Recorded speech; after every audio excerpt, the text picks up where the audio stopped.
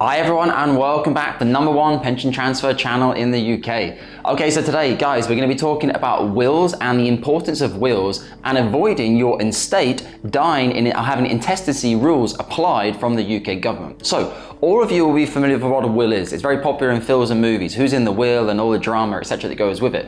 These are extremely important documents though. You would not believe the number of people walking down the high street in the UK either without a will or a completely outdated will, or they're remarried again and they haven't gone back to fix these things. Now people always think, oh, it's what old people do, it's boring, it's paperwork, I'll have to pay a small fee to get it done, can't be bothered. It's extremely stupid. I'm 34 and I have a will in place and I update it on an annual basis for my beneficiaries and for my family. So anyone who's thinking, oh, you only need to do it when you think you're going to die is completely wrong.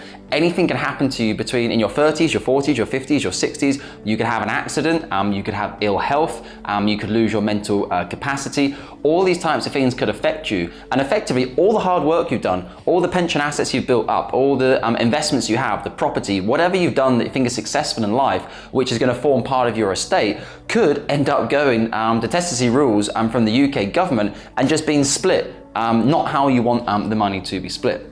So wills are really important. And it's not just a case of saying, oh yeah, I've got a will. Is it updated?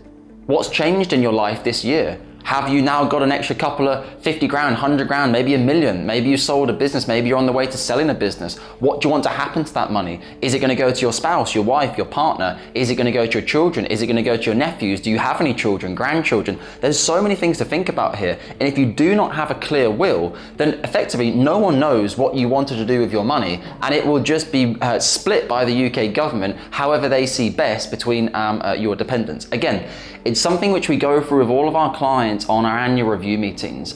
So after we've done the big task, whether it was the pension transfer, the investment, whatever it was, we then go back and look at these smaller parts of their finances, which I say smaller, but they're actually integral to the client's financial stability, particularly for themselves and their family. So anybody out there now who doesn't have a will, get in touch below to understand how you can set a will up to protect your pension assets, any DC, DB, SIP pension assets you have as well. Obviously DB schemes, you automatically have 50% of the annual pension will pass to your spouse and possibly your beneficiaries if they're under a certain age or still in education. But for any of your other assets, property, liquid money, you need to be really careful and ensure that you have a will in place. The process is actually extremely simple and we help our clients do it here at Cameron James. We don't just out-farm them and say, oh, go talk to a will writer. We've actually built an entire process into Cameron James now because we've already got all of our clients' information. We have all their assets because we're updating it with them every 12 months. So we can actually go back and update the will at low cost